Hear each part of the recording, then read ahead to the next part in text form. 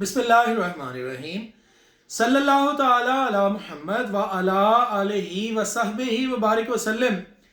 Students, चंद important चीज़ें आपसे share कर रहा हूँ। सो वीडियो पूरी देखिएगा। मुमकिन है आपके किसी क्वेश्चन का या आपकी किसी क्यूरी का जो है वो जवाब उसमें मौजूद हो।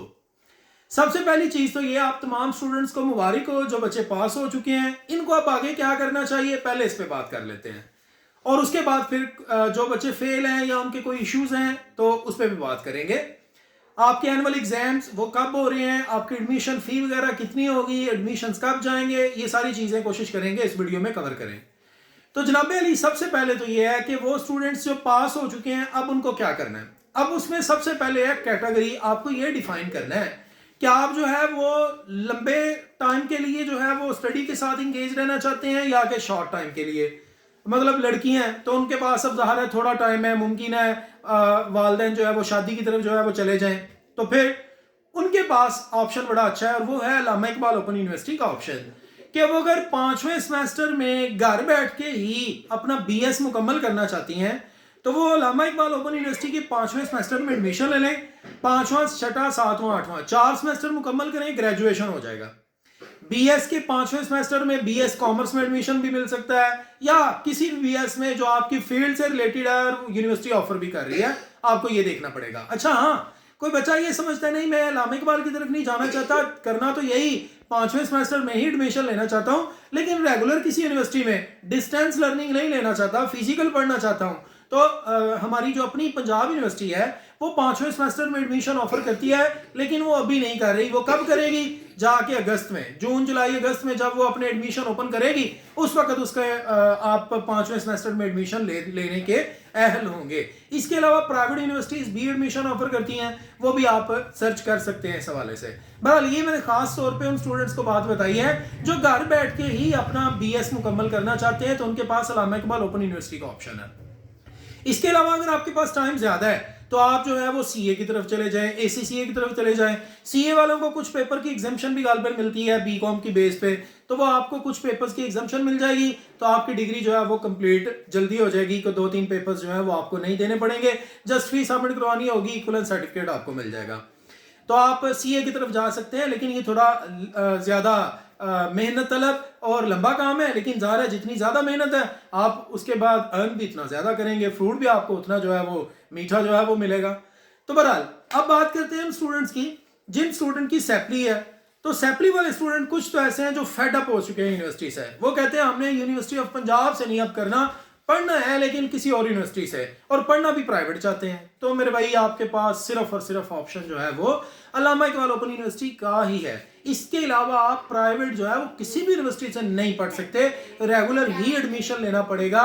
चाहे वो रेगुलर एडमिशन जो है वो लेना पड़े आपको किसी कॉलेज में या आपको यूनिवर्सिटी में एडमिशन लेना पड़े, वो सेमेस्टर सिस्टम में आप पढ़ेंगे।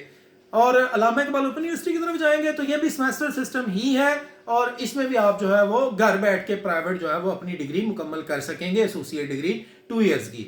हाँ, वो बच्चे जिनकी एक आध सैपली आई है अभी दोबारा पार्ट 2 में और उनकी डिग्री समझ लें नियर टू एंड है, तो वो बच्चे तो जरूर अपने इन 1-2 पेपर को ही जो है वो दें। हाँ, इसमें ये देखना पड़ेगा कि ऐसे स्टूडेंट के जिनके लास्ट चांस गुजर चुका है तो अब वो क्या करें।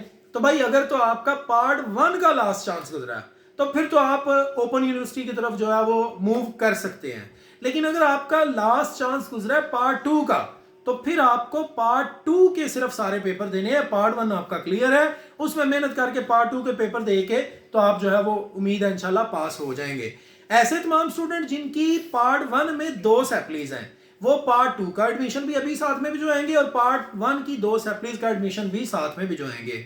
ऐसे तमाम स्टूडेंट्स जिनकी 2 से ज्यादा सैपलीज है पार्ट 1 में, वो सिर्फ और सिर्फ पार्ट 1 के अपने एडमिशन को प्रोसेस करेंगे, पार्ट 2 के नहीं करेंगे, क्योंकि वो एडमिशन प्रोसेस हो जाता है लेकिन बाद में वो डेट वो नहीं आती, आपकी रोल नंबर स्लिप नहीं आती और बच्चे समझते हैं कि नहीं वो सर ने तो कहानी सुनाई थी, हमारा तो एडमिशन प्रोसेस हो गया तो हमारी तो रोल नंबर स्लिप भी आ जाएगी। जब वो नहीं आती फिर बेचारे फीस ज़ाया कर चुके होते हैं और फिर परेशान होते हैं। तो इसलिए बेटा मैं आपको एडवांस में बता रहा हूँ, जिसकी 3 सैपलीज है वो बच्चा सिर्फ पार्ट 1 का एडमिशन भेजेगा, पार्ट 2 का नहीं, और जिसकी 2 है वो पार्ट 1 का भी भिजवाए, पार्ट 2 का भी भिजवाए, और जिसकी पार्ट 2 के अंदर जितनी भी सैपलीज हैं और अगर उसके चांस खत्म नहीं हुए तो वो उसका एडमिशन प्रोसेस करे।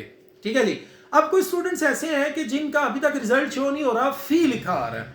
फी का मतलब ये है कि उन्होंने जब अपना एडमिशन प्रोसेस किया या करवाया, अगर किया तो खुद उन्होंने फीस अपडेट नहीं की, और करवाया तो जिससे करवाया उसने उनकी फीस जो है वो अपडेट नहीं की। तो इसलिए आप करना ये है कि वो जो फी पे की हुई है उसका वो आपने चलान लेना है, जाके यूनिवर्सिटी जाके दिखा के अपना फी का स्टेटस अपडेट करवा के तो रिजल्ट शो होगा। जिसका RL लिखा नजर आ रहा है वो उनका रिजल्ट लेट है, वो थोड़ा सा वेट कर लें, उनको रिजल्ट जो है वो शो हो जाएगा।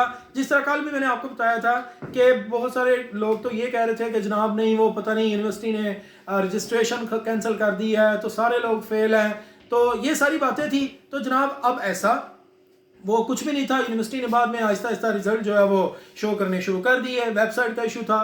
तो बहरहाल आप ऑथेंटिक जो चीज़ें हैं ना उनके ऊपर जो है थोड़ा सा बिलीव करें, इधर उधर की बातें सुन के तो आप जो है वो ज़्यादा परेशान ना हुआ करें। बाकी अगर कोई बच्चा ऑनलाइन रेगुलर पढ़ना चाहे, तैयारी करना चाहे, मोस्ट वेलकम।